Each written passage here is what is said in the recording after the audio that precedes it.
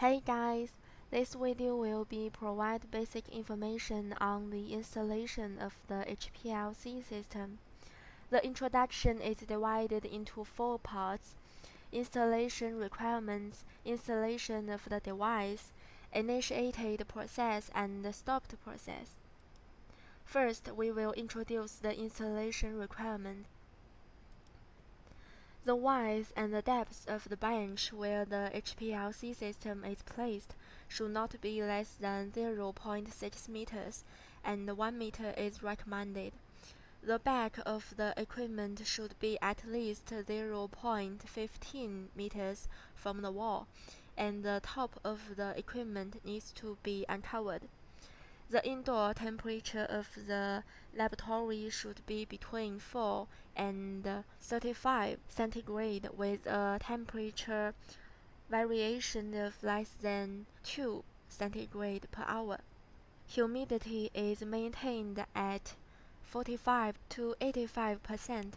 Also, the lab should be well ventilated. The power codes provided by our company are available in 2 sizes: 220 volt alternating current and 110 volt. The default configuration when packing is 220 volt power code, so if the customer's lab uses 110 volt, please let us know in advance and we will send the correct power code to the customer. Don't worry about the power plug.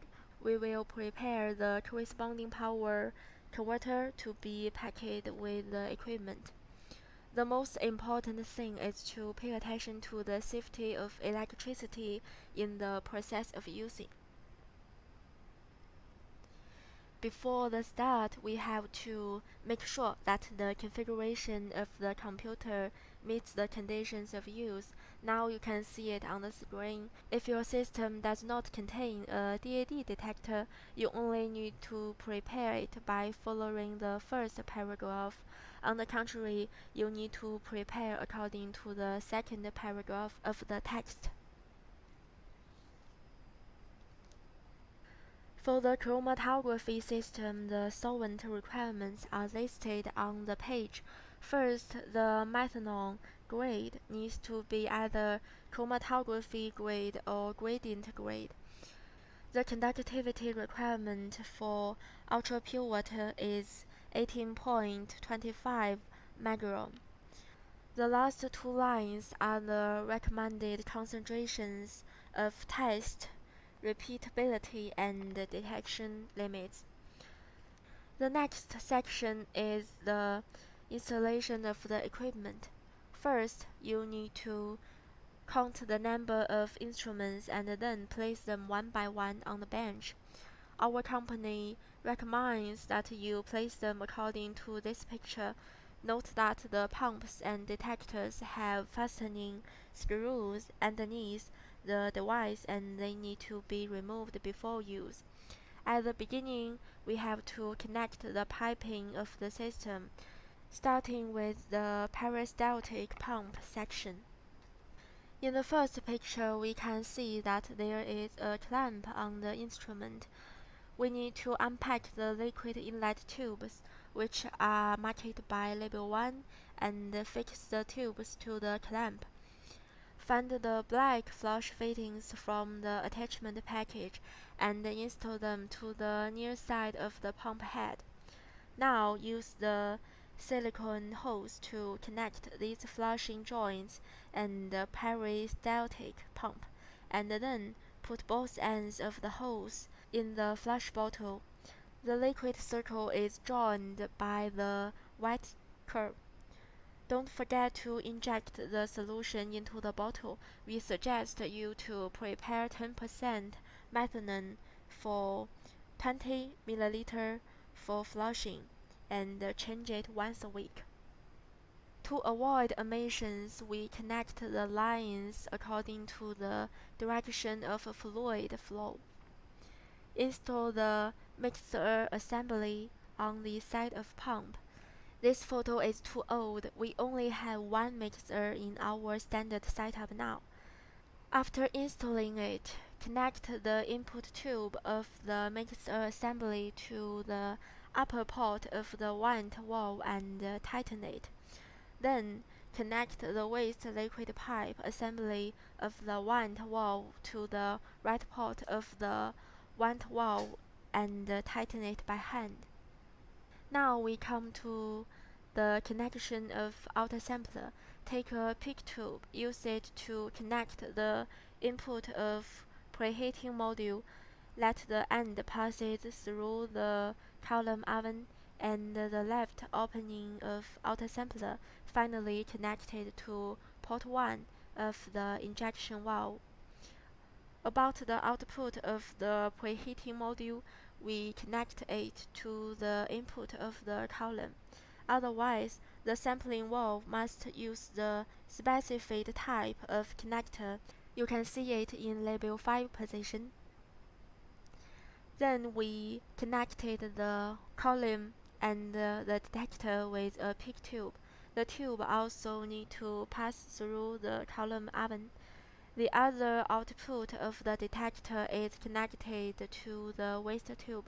You can use the clamp which marked by label 4 to secure the tubes. Finally, install the waste tubes for each device and insert the other end of the waste tube into the special waste bucket.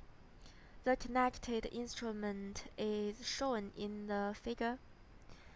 Now we have to connect the circuit part of the instrument. Turn on the power, connect the device to the switch with a network port cable, and then lead a network cable from the switch to the computer.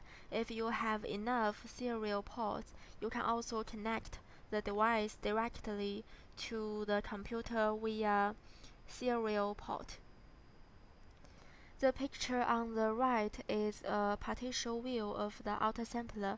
The green plug is connected as shown in the picture, and the other end is plugged into the signal input port on the back of the detector. Finally, there is a manager cable, which is connected between the pump and the solvent tray via a dedicated connector. Before running the system, we need to prepare the mobile phase, wash solution, and sample. First, turn on the power of all instruments and the power LED on the front panel will turn on. Second, place the mobile phase bottles in the solvent tray and put the input tubes of the pump into the mobile phase bottles. Third, inject methanol into the cleaning bottle. Put the cleaning bottle into the autosampler and put the test sample into the sample rack. Then you need to make sure the flow path is filled with liquid.